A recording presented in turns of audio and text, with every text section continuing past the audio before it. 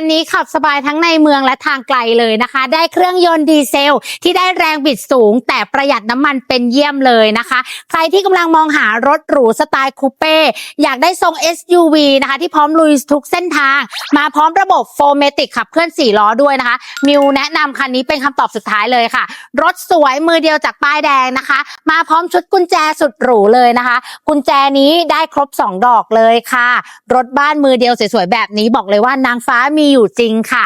ฝากเพื่อนๆนะคะกดติดตามกดไลค์กดแชร์คลิปนี้ด้วยนะคะถ้าชอบเพื่อจะได้ไม่พลาดทุกคลิปรถสวยเข้าใหม่ของรถนิยมยูสคาร์เราเลยนะคะมิวจัดให้ได้ทุกเงื่อนไขทุกแคมเปญนะคะไม่ว่าเพื่อนๆจะสนใจซื้อเงินสดหรือจัดไฟแนนซ์นะคะสามารถสอบถามข้อมูลเพิ่มเติมได้เลยนะคะตามคอนแทคที่มิวขึ้นไว้ให้ที่หน้าจอนี้นะคะมิวจะทิ้งคอนแทคการติดต่อนะคะพร้อมโลเคชั่นไว้ที่ด้านล่างใต้คลิปในคอมเมนต์นะคะโทรสายด่วนโทรเลยที่เบอร์0970838777ค่ะ